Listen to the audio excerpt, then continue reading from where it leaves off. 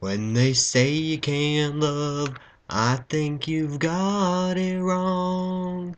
When they say you can't feel with a heart made of steel, but they can't say that steel ain't strong. Well, if that's who you are, just a meaningless star in the sky. Tell me what is the meaning of what I am feeling if you are the reason why.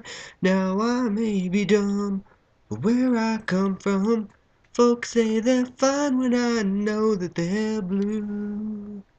But you don't know you the way I do. Hey guys, DeweyFin21 here. And, this episode, Rico the Robot.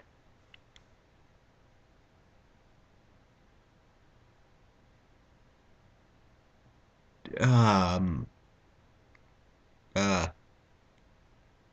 Surprisingly, well, not surprisingly, because a lot of them, it has a weak first half, but more than makes up for it with the second half. Usually it's the other way around. And it kept me guessing, like, I had no idea where the story was going.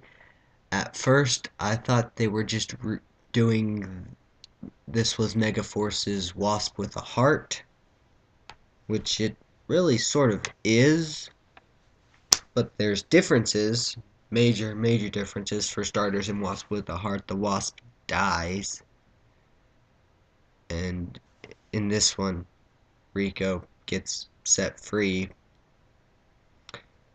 But yeah, and then at one point I thought they were going with a short circuit thing, type thing, but that didn't happen.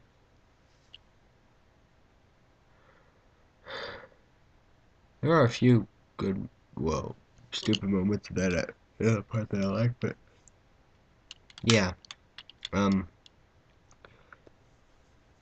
I really, I guess I like this episode.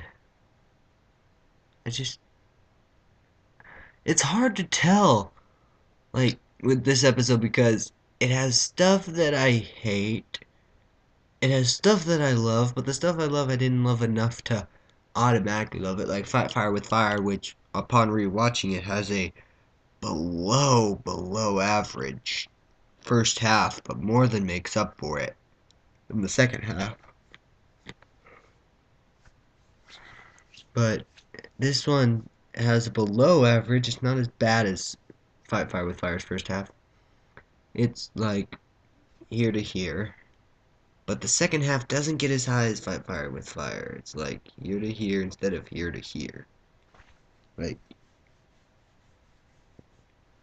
I don't know. It's weird. But, yeah. And if you're wondering what that song was about, it's a love song between a guy and a robot. Been listening to it a lot recently. For one, I'm to that part in the script where I'm writing a musical, and that's one of the songs, the jukebox musical, you see. Has to do with Power Rangers. Yeah, it's an R-rated Power Rangers jukebox musical. I'm just writing the script. I don't actually expect the thing to actually to ever get made. If it does, I'll be surprised. Maybe college. Maybe when I go to college, that'll happen, but I don't know. I have to find a lot of people who are interested in Power Rangers and R-rated musicals. That's gonna be a tough find. But yeah. So Rico the Robot is an Emma-focused episode, and the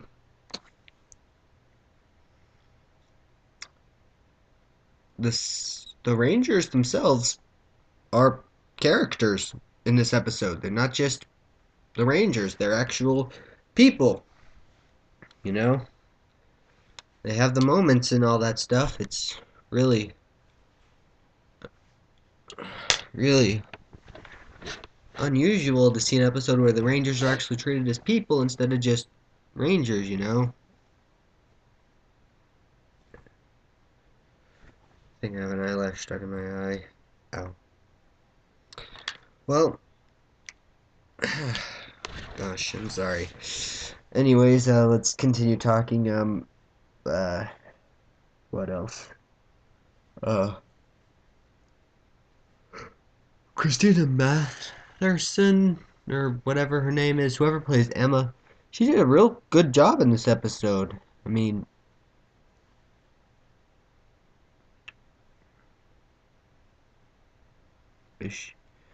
really, a lot of enjoyment for Power Rangers depends on how much you like the main character of the episode. Emma was really good main character for this episode.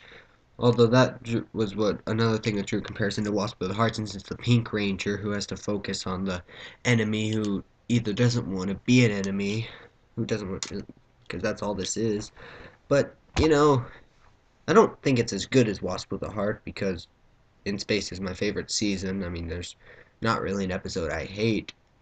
And yes, I've seen every episode, including the Teenage Mutant Ninja Turtles crossover. It's just, I don't hate that episode because there are worse episodes. It's the weakest of the season, but there are worse episodes of Power Rangers. Just, you know. Yeah. Huh. In case you don't notice, I'm watching this late because usually I don't watch them on Saturday. I watch them on Sunday, but can't do that because tomorrow I'm going on a trip to our state marching contest at 7 in the morning. So I had to watch it late, which is weird because I was actually here when I was actually at home when it premiered, but yeah, either I'm not home or I don't wake up early enough. Luckily, I record it just in case, even if I do watch it, in case I want to rewatch it, in case I'm doing something and the review can't get made for a while, because I always record the episodes as soon as I finish watching the episode. Um, so yeah, I don't even think I've gotten into talking about the plot. Uh, Alien, who's not Vrak, goes into a cocoon. Vrak goes to his underwater snow globe to meet up with Turkina Alice, robot person. She looks like Turkina. That she does. She's gonna be Turkina robot for me. Just I know her name's Alice because her name's Metal Alice. It's Turkina robot with the swirly things. Don't know why they had to design the swirly things. You could just left it a plain robot thing, but no, you had to add the swirly things. Also, it must have been cold they filmed this day because it's pretty noticeable in a few close-up shots on the Pink Ranger when she's using her weapon. Not so much the Yellow Ranger, but and I know she was actually a girl in that Sentai because it's weird because in the Sentai the Yellow and Black Rangers were brother and sister, and now Jake has a crush on Gia or something. So yeah, huh. Anyways, back to the plot. Goes at Robot. Robot fights Rangers, except Robot doesn't fight Rangers. Alice wants to fight Rangers. Robot does not fight Rangers. Emma takes in the robot. Robot gets named Rico because it's R1CO. Because Rico. Next, you're going to tell me there's a K0WAL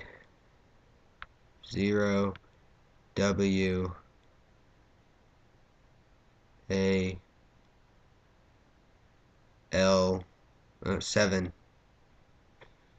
Yes, 7.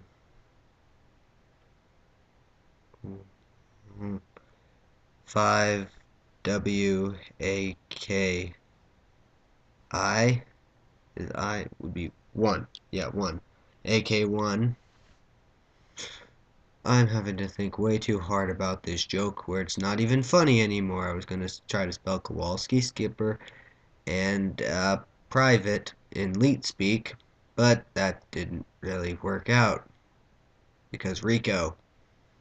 Get it? Get it. They both aired on Nickelodeon. Get it? So, yeah.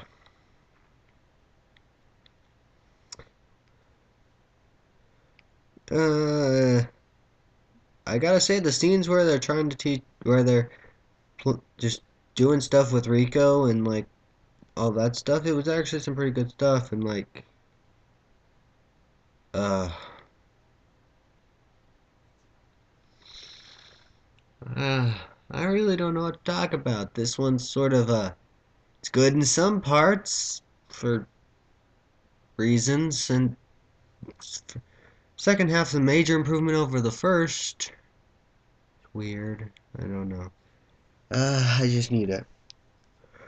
Let's see. They help Rico. Rico thinks he's turning evil. Emma helps him. Rico does turn evil because Alice is controlling him. Emma saves him. Rico resists the evil. Alice turns him giant anyways. Emma gets in the Emma gets in the Astro Mega ship and flies Rico away. At first I thought she was going to take him to the moon, which would have been sort of funny.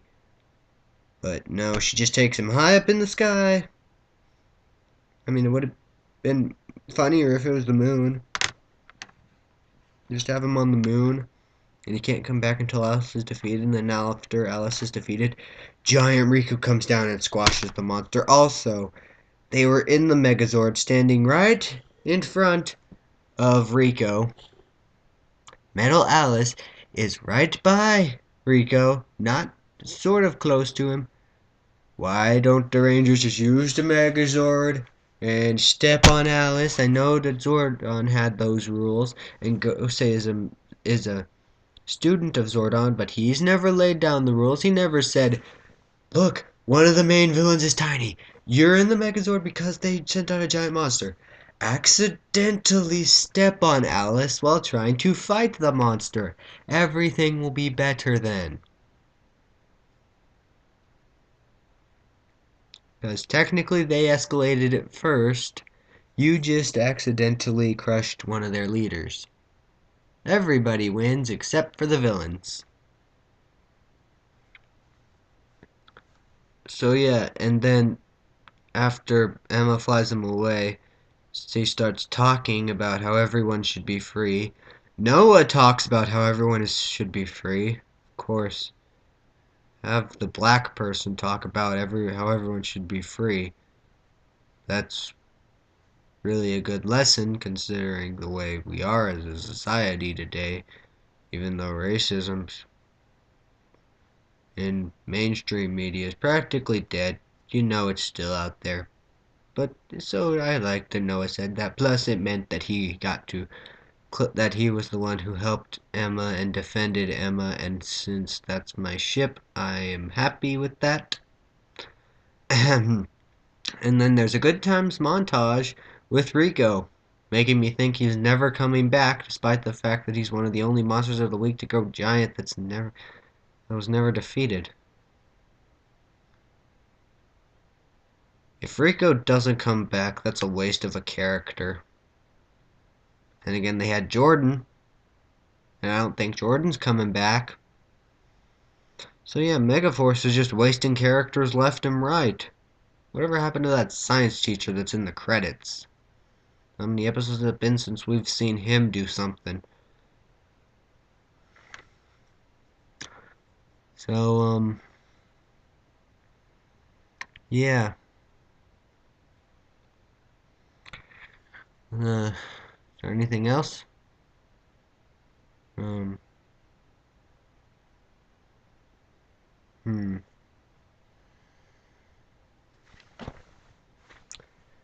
Your kind is frail and weak, and I want to destroy you all. You're a sorry disgrace to the concept of race and to logical science and law. But for some reason why, when you look at me, I don't wanna be programmed this way. Believe when I say you're the one anomaly. You might not be smart. There is a part of me Let's starting to make a breakthrough. Oh man, my singing voice is horrible today. Ugh. No, you don't know me the way I do. Oh man, I can usually hit that note. What's going on? The way I do. Huh.